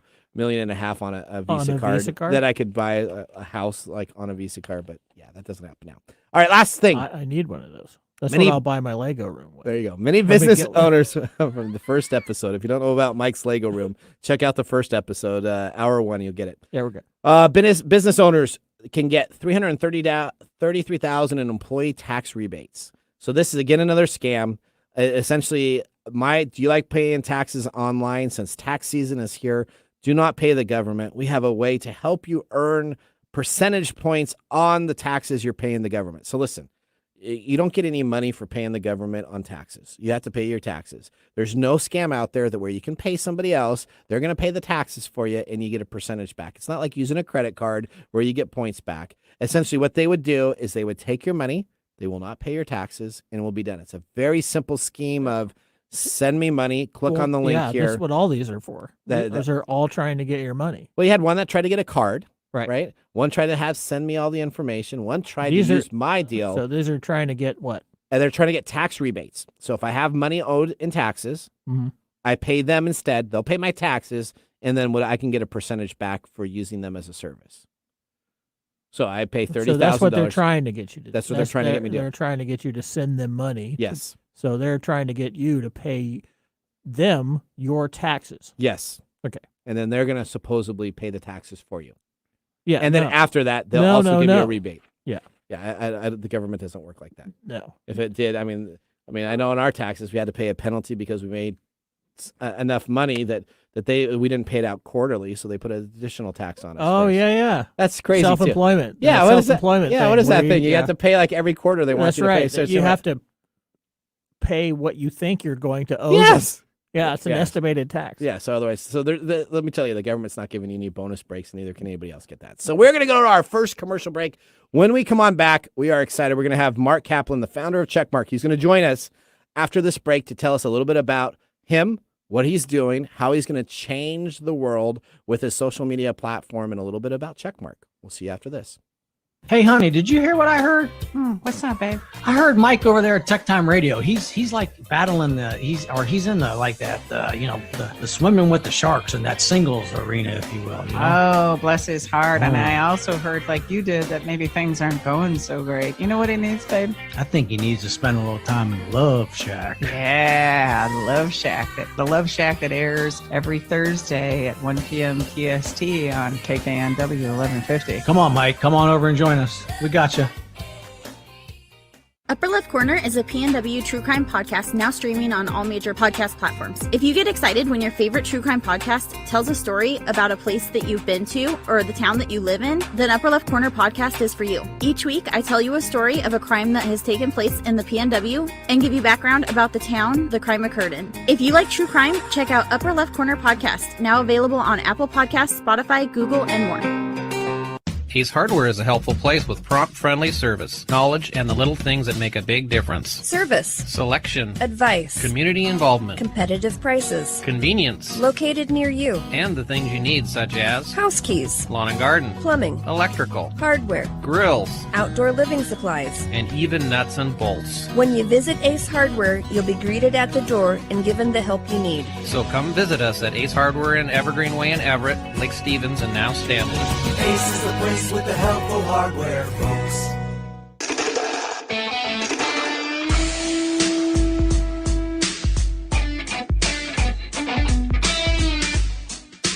It's got a good little beat here, doesn't it? I like this one. You like this beat? Especially All right. after I've been drinking. For the first hour show? Yeah. That's right. Welcome back to Tech Time Radio. I'm Nathan Mumm. We got Mike Corday here, David Brown behind the board.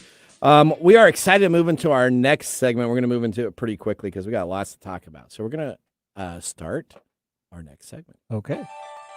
This is a segment we call Ask the Experts. All right. Prior to founding Checkmark, Mark was a partner at Deloitte, where he held several executive roles, including P&L responsibility for large business, chief strategy and transformation officer for one of the 4 business areas of Deloitte. We're bringing up Mark right now on the live stream. Mark, welcome to the show. Hi, Mark. Hi. How are you, Nathan? How are you, Mike? Thanks so much for having me. Yes, thanks so much for joining us. Hopefully, I don't know if you caught our first hour of the show, but we are drinking a little bit of whiskey here, so we'll be a little bit relaxed, more relaxed than the first hour. So that's fantastic. We're going to start off. I had a great time. We've talked a couple times now, and so this week I actually took a look at Mark's product, and we went through screenshots on a bunch of stuff right here.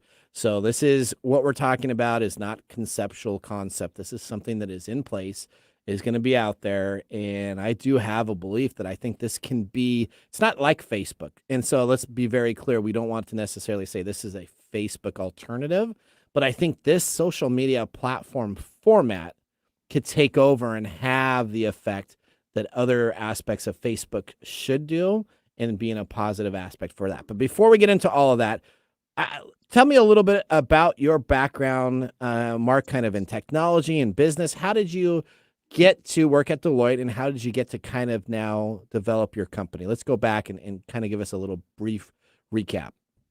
Sounds good. And hopefully you guys can hear me okay. By the way, Mike, I did look up Kelly Williams, and she is available as of 2017. Oh, and you're single there. Oh, maybe so maybe get with the Love Shack, and you can help on getting maybe some we can get her connection. to watch the program. There you go. Yeah. Fantastic. Yeah. So to your question, I'm based outside of New York City. Grew up in Syracuse. Born in Madison, Wisconsin. I started out in smaller and medium-sized consulting companies. I ended up going to the Associated Press for a couple of years to help them with a small technology business that they had, to help turn that around and fix that.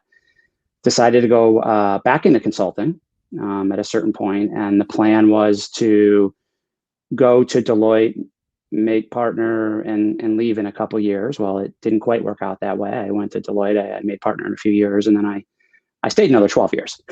So and during that time, I had a great experience. I had the opportunity to work across 2 of their big businesses, the consulting business where I ran a business for them, and the advisory business where I helped work with their CEO pretty closely to fix some things with the business, and spent a lot of time serving clients around big transformations. And, over the last couple of years, I had really had the itch to start my own company. And I had a bunch of ideas, and, with talking to Verinda Johnson, my co-founder, we just had a great idea in Checkmark, and we just needed to do it. So I had left there right around a year ago, and we launched Checkmark 11 weeks ago, and we're very proud of it. Perfect. All right. So as a young child, growing up, how was your interactions? What did you do as a child growing on up to form where you are at today? Oh, that's pretty interesting. That's a good question. Yeah, it's a great question. Well, I grew up in a pretty small town, so where I grew up, I thought that like the local yogurt place was the local yogurt place. I didn't even understand the concept of a chain store, and so it was really I think that when I went to college in Boston, that my sort of my interest expanded. I'm from a family of people who started their own businesses in different ways later in life. And it's very interesting that I'm doing the same thing later in life. And I've just always had this passion, this desire to create, to innovate. I've enjoyed throughout my entire life has always been helping make other people's lives better and develop them and grow them as people. I was always very relationship oriented, and I was looking for a way to create that for the world, not just in my one-on-one interactions. So I just think my affinity for people my desire to improve things, my belief in positivity, those things just all found their way into this idea. All right. So who's your role model growing on up? We all have like role models, right? Who would have been a role model to you to help guide you in the child years, the teenage years, the beginning adult type age area? Who was one of your key role models? Yeah, it's a great question. I think early on it was my father. Okay. He was working for a company. He was making $8 an hour with 2 kids in Syracuse, New York. It wasn't exactly living the high life. And at one point they offered him a raise of $2 an hour. And we were like 10, 11 years old. So that would have helped. And he responded and he said, if that's all you can afford to pay me, hold on to it. And, when you know my worth and my value, come back to me. And a year later, they made him partner, and then he eventually became the majority owner of the business. And he always just tell me, if you focus on the client and you focus on people and you focus on doing the right thing, you'll be invaluable. And that always carried with me through life and always carried with me through all of my jobs. Yeah, your parents are good role models, right? For most people, yeah. For most people, I mean, whether your mom or your dad. they are our primary shapers of our personalities and values. So. My mom always told me I could do anything I wanted to do. My dad now he was a little different. He had some opinions about what he wanted me to do, but of course. But my mom was always so did my father. Did he? Yeah, he was a career military guy. So you're gonna move into the military and obey this and do that. That's what I think he wished I would have done. And then we all do a little bit different. All right, okay. So what's an important life decision that you had to cross during your process of working at either Deloitte or moving up into your area that kind of puts you in the driver's seat to come and be a part and launch Checkmark? I think early on in my career at Deloitte, I was always clear that I wanted to get operational. I could always see the big picture and always see the strategy, and I was very, very good with the clients. But I wanted to run businesses. I wanted to create, and so when I had opportunities, for roles, I held out, for the right one, and it meant that I passed on ones that other people would have thought would have been bigger opportunities. But for me, I just always knew that I had an eye toward leading, and I had an eye toward creating, and I had an eye toward building, and so. Holding out for the right role was a big one. And quite frankly, to be quite honest with you, I always wondered what was out there. And around the time that I had that opportunity, I was offered a pretty big, executive role in a company. And I decided, no, I would have made a lot more money at that point in time. But this was the right role for me at Deloitte. And this was the opportunity for me to sink my teeth in and to really run and transform and fix a business. So I think that was just an example of patience, which I'm not known for day to day, by the way, but patience with my career in terms of making the right decisions and building on top of things and putting the right foundation in place. There was a pretty big decision I made a long time ago when I was 21 years old and I was at University of Pennsylvania Law School, and that was a crossroads for me because I was 2 months into law school, 21, 22 years old, and I decided to leave. And everybody was like, "What are you doing?" And I said, "I don't know, but I don't want to be a lawyer." That sounds like my wife. She was like halfway through starting her deal to be a lawyer too, and she said, "Yeah, no, I'm not going to do this." Yeah, started college as a pre-veterinary sciences. Okay.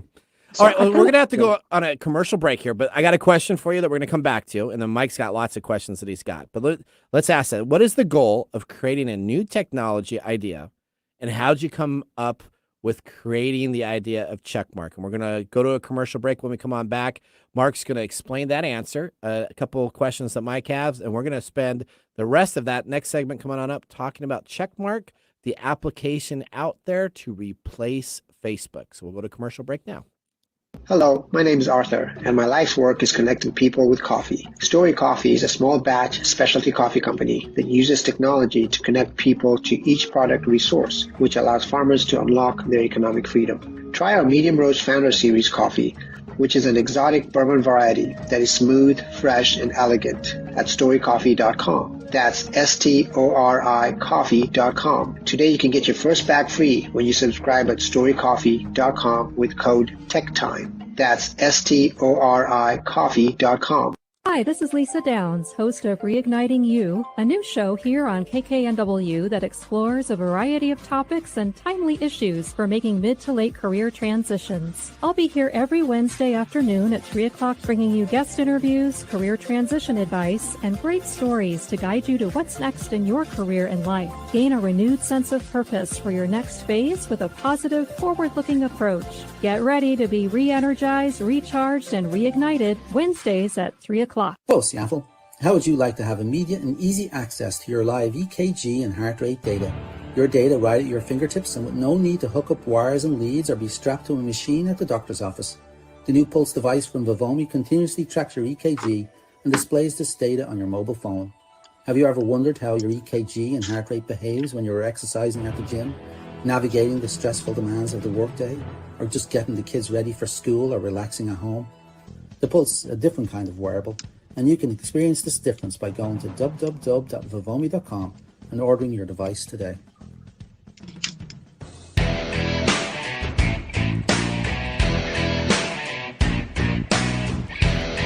Welcome back to Tech Time Radio. I'm your host, Nathan Mumm, with Mike Roday here, and Mr. Brown behind the board. Mark Kaplan is joining us. Where'd he go? A founder from Checkmark. There he is right there. When we went to the commercial break, I had a question. And the question is, what's the idea of creating a new technology? So specifically, what's the idea behind creating Checkmark? Well, Checkmark is all about creating a positive experience for people online. Full stop.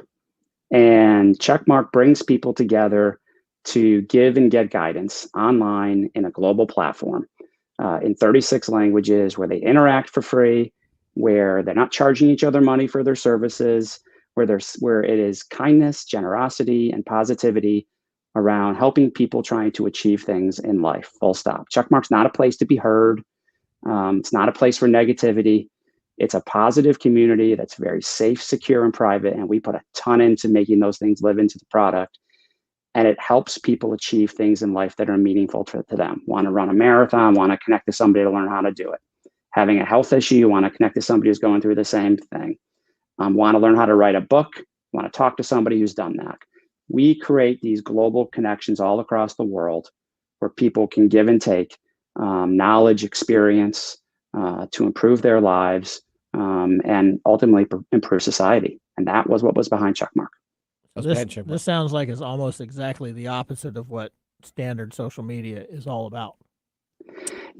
Yeah, I mean, we did research with Wakefield, and it was alarming. I mean, we knew it intuitively, but we saw research of something like I can't remember what it was, 1 in 7 people ended a family relationship in the last 6 months because of online interaction on social media. Mm-hmm. It was alarming. And I was listening to Nathan you guys talk earlier. Yeah, novel concept, right? Be positive online, help people out. Yeah. Pay it forward. And it's amazing that there's not a platform for that. And you so can there go should out. be. This is what social media should be about, right? It shouldn't be about the negative stuff. Yeah, the basis of social media, as we have been told, is to connect people. But Facebook and Instagram and Twitter have become popular because it literally addicts you to their platform. Yep. It's an addiction. Yep. And it takes advantage of two very, very powerful, well, just not two, but two very powerful things. And then one of them is social proof, which is all the likes and dislikes and things like that. The other is the FOMO, or fear of missing out. So that's why these things are such powerful tools, is because we're literally becoming addicted to them. Yeah, and what's really bad is it's so ingrained into our society now that this is what we want, instead of being positive and sharing stuff, which is really probably what we should be doing. Well, right? That's kind of a novel concept for humans. Okay. We place more, and it's hard to say value, but negativity is what creates more energy than positivity. Well, at least it is now, but we're going to change that. We're going to make it change. Well, that's why when we look at religion and things like that, what are the precepts of that? Is be good to your neighbor. Yep. Be good to people who are different than you are. Yep. You know, because we're sort of geared towards looking for negative things in other You people. know, Mike, it's a great point that you raised because our technology is incredibly ethical. We made a decision not to have likes and retweets and shares because we don't want it to be a popularity contest. We don't have algorithms that addict you to our site. We want you to be on our site when you want to do good for yourself or do good for other people. We don't have ads. I don't care where you went to. I don't care where you're going. All I want is for you to be, if you're on Checkmark, our only ask with my co-founder, Brenda Johnson, who's fantastic, is that you just be respectful. That's one of the nice things that I heard that when Nathan was telling me about it, I was like, wow, that's pretty cool. Yeah, it's such revolutionary. Yeah, I mean, it could be a game changer in the market for just being positive, right? It could be. All right, so Mark, this was to be a big public announcement today, release day, right? We set this up a couple months back. You were going to come on our show. We were going to make a huge announcement about your platform. You had a version 2 that was going to be taken care of. We were going to be the exclusive worldwide announcement show. And then something happened. And I think how this happened, I think is just as important to your product. What happened? Yeah, so we went live 10, 11 weeks ago with a release. It's really good, so check it out. But it wasn't the release that we were going to put all of our big focus and campaign behind. So we were really excited to come on today on your radio show and your podcast and launch our second release. And then, our development team is almost all in India, and COVID hit India pretty hard, and it's really tragic on a humane level. And so, we're a couple weeks delayed, which when you think of what they're going through right now day to day, it's just horrible, the stories we hear. And so we're a couple weeks delayed, but, check us out now. Come back in a couple weeks and you'll see the fuller second release when it really, really expands and becomes more multidimensional. But in the meantime, if there's anything that you can do for India, I think our country, should be stepping up even more than we are in every country, because now that we're in a relatively good place compared to where we are, there's so much we can do for others. And, anything we can do to help our colleagues and friends in India and other countries like that would be amazing right now. And I'm feeling the impact firsthand, but they're feeling it much worse. That's true. So, so development teams and support teams and anything in India, they're going through some rough times right now with the COVID over there hitting. They didn't have quite the same processes and vaccinations in place. No, and they have higher degrees of urban concentration. Yep. So. Yep. All right. So, Mark, let's talk specifically. What are the differences of your social media platform? We kind of talked a little bit about them, but let's really dive into them. What are the differences between this and Facebook? So if I'm a new user and I'm going to go log in, what am I going to look for? Why would I use this platform? Let's kind of dig into the weeds here. Yep. So first of all, to your point that you mentioned earlier, we don't even consider ourselves social media. We consider ourselves a category of one. So an online platform to gain information from other people to help you be successful. So the first thing that's different is everything about Checkmark when you go on there is about purpose. It's about achieving something or helping somebody else out. So unlike Facebook or other sites where you go on there to be heard and to place information out there and post things, this is all about posting a request for something that you're looking to achieve in life, other people responding to you sorting through those responses and figuring out who you want to connect with. In our broader release, we'll be building out much more of a community feel. You can read into that what that will be, but it'll be much more of a community feel. But the first thing you're going to see is that we're incredibly private. Everything about us is private. You have the ability to not share who you are. You have the ability to figure out who you want to interact with before you necessarily know who they are. So it's very bias free. But at the point when you choose to interact with somebody, our site forces you to share your name because we believe two people should know who they are. Second thing is we have heavy content moderation that keeps our site positive.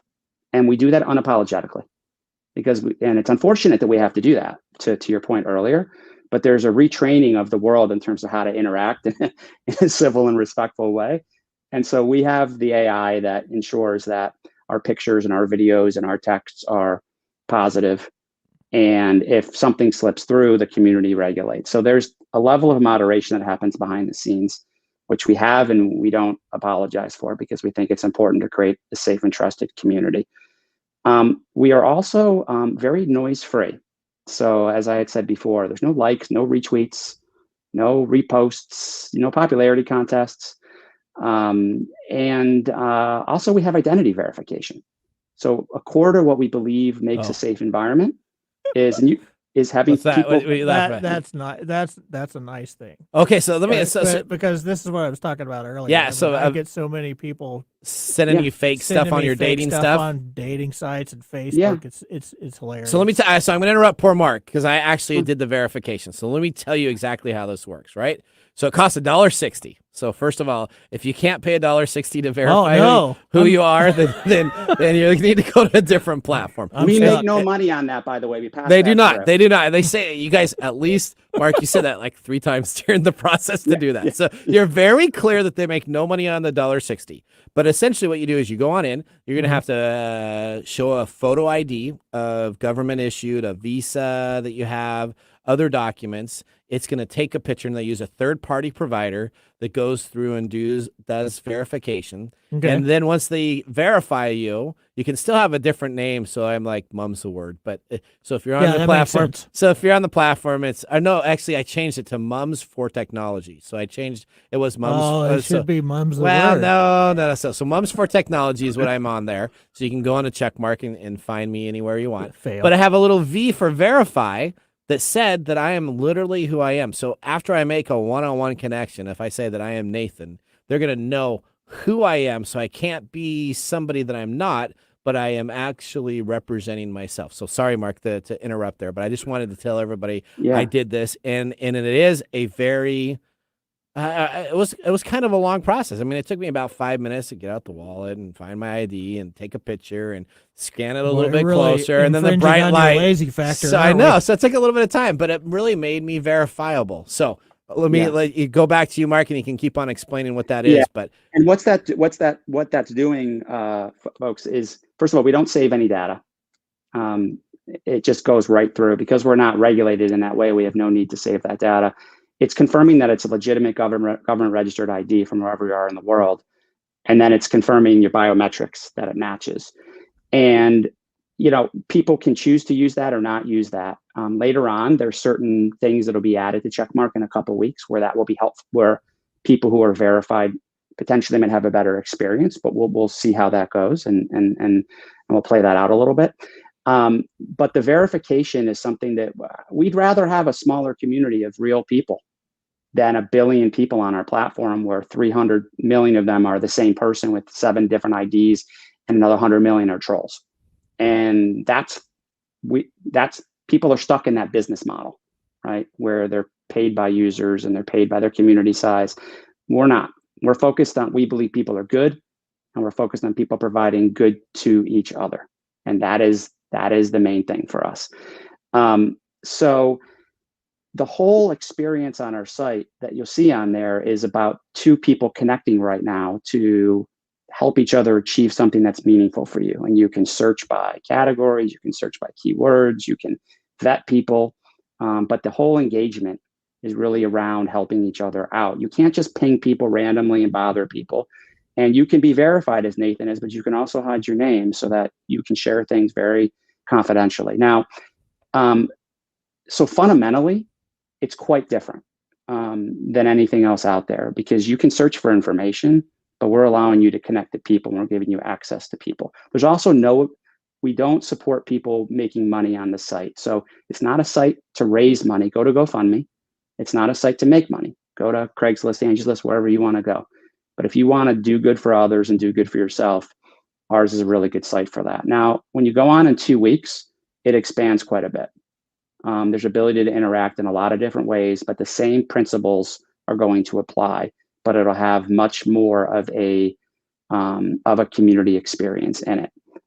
But again, you're just going to have a whole different feel for what's out there right now in social. And, so many people are just canceling their social accounts and don't know where to go. A place like Checkmark is a place where you can go, where you can really hang out there and help the world and do good. And then on our site, you can also share your experiences. So if you've connected, you've had a good experience, you've learned something, you can post it. People can search, they can learn from your experiences. And so that really is what we're all about, Nathan. Yeah. Any other questions, Mike, that you had? Because I know that you had a bunch of questions that you. Well, yeah, I didn't know what the framework was. So So when we did our production meeting, Mark, I didn't I told everybody we're going to have you on. I didn't give a whole lot of details or information so that my staff then can come up with questions and think about stuff and during different items. Now I can tell you this: I responded. So I searched for technology on Checkmark. Mm-hmm. And there was like 3 people asking us some things about SEO. How do I get my YouTube site to get more likes? And what do I do to promote this? And so I responded to all 3 of the requests that were out there. I haven't gotten a response back yet. I just checked it before our show started in the first hour. But ideally, it was giving them some information. And if they want to connect with me, then the next process would be they say, yes, let's connect. And then I believe, Mark, then I would have a one-on-one dialogue with them to help them out. Is that correct? Yeah. I mean, you responded to them. They get the choice. They can see up to 20 responses at a time. They'll look through your response and decide if they're interested in taking you up on your offer to help. And at that point, they'll respond to you and you guys will agree to connect. Your names will be shared. And then you guys can stay on the platform and you can communicate back and forth on the platform. You can go off and have a Zoom call. We don't necessarily require you to sit on our platform. So we want to use our platform to make those connections and to allow people to engage. But you can then decide it's a 5-minute discussion. It's a chat back and forth through our site. Get on a Zoom call for an hour. It's up to the 2 people to decide how they want to take that connection going forward. So the site is we've deliberately slowed the growth of our community until we get to release 2. We really treated this first release as an extended beta to get feedback, to listen, to see what people liked. And so, but we're hoping and expecting it'll really start to pick up with our second release. All right. So the secret here, Tech Time Radio listeners and my audience, now is the time to sign up. So if you go and sign up now on the version 1 that they have available, when version 2 comes on out, you can already be verified, ready to go, and have all that information. So Mark, how would they go about getting engaged on this? I know it's very simple, but let me turn it back to you to end out our segment here. How would they go about signing up for Checkmark? It's super simple. First of all, it's 18 years and up. Okay. So we also made that call. So we're not interested in, we're not going the preteen route. We're not doing the Facebook, Instagram. Yeah. We're not trying to juice the, but you just go on the site and you literally put in your name and your email, and you'll get a verification code sent to your email. Look into your spam or promotion folders, because sometimes it ends up there. It doesn't always end up in the inbox, but you'll get it. And you just put the verification code up and you're in. It's super simple. You can read about us in the About section. You can read our blog. You can look around a little bit. Keep in mind that when the second release drops in about 2 weeks, we want you to go back to your profile, because there's a lot more stuff we ask about you, because it enables a little bit more personalization on the site that's coming. And it'll enable more of the communities that we're going to bring to the site to bring people together in different ways. Super simple to sign on, web or app. You can get it, Android or iOS. CheckMarc. There is an app, CheckMarc. Fortunately, we didn't want that name. We wanted CheckMarc. Otherwise, we would have had a real problem with the app language. But app or website, it looks great. And then it'll be a complete UI overhaul in 2 weeks. But if you sign on now, you're in early, and you'll be able to take advantage of release 2 even more quickly. Perfect. Great. Thank you very much. Mark is one of 2 Marks that I know that spell their name Marc. So that is fantastic. All right. We are going to head out to a commercial break. So Mark, thank you so much for joining us. Yeah. Thanks a lot. When we come on back, we will be talking about our stories you didn't know, with some stories regarding Jeff Bezos. Your business deserves the same expertise as that of a Fortune 500 company. If you need a CIO-level service, why hire a full-time staff member at $250,000 a year when you can get this on-demand service for fractions of the cost? As your CIO on demand, we'll give you the steps you need to take so as to minimize interruption to your business and profitability, and provide you and your business with training and education to prevent future attacks. To get an efficiency review for your business today, contact us at www.ee-services.com. Looking for a new way to start your mornings with current events and trending topics? Hey y'all, it's your girls Jasmine and Shantae from The Way with Jazz and Tay, your new favorite weekly morning show. Catch us every Thursday morning from 7 to 8 a.m. where we'll be bringing you fun icebreakers to kick off your morning, reviews to inform your day, and all the new music. Again, catch us, your new favorite duo, Jasmine and Shantae, every Thursday from 7 to 8 a.m. Keep up with us on Instagram at The Way Jazz and Tay and on Twitter at The Way JT. See you on Thursday. Welcome back to Tech Time Radio. I'm your host, Nathan Mumm. We were just talking on the commercial break there. That sounds like an interesting platform, right? Yeah, I after finding out more about it, it sounds like a really, really great idea. It does. It's nice to have something positive to talk about. Yeah. That would be fantastic. Well, we're moving into our next segment. We got some special music, so let's take a look at our Stories You Don't Know. Stories You Didn't Know. See, I knew you'd just be laughing. It sounds like the Fresh Prince or something. It does. I know. It's like stories you didn't know. All right. Okay. Blue Origin's HQ is in Washington State. We're speaking all about Jeff Bezos. Jeff Bezos. Some interesting stories that you probably didn't know about him. But his Blue Origin HQ is in Washington State. It lost to SpaceX on the lunar lander contract.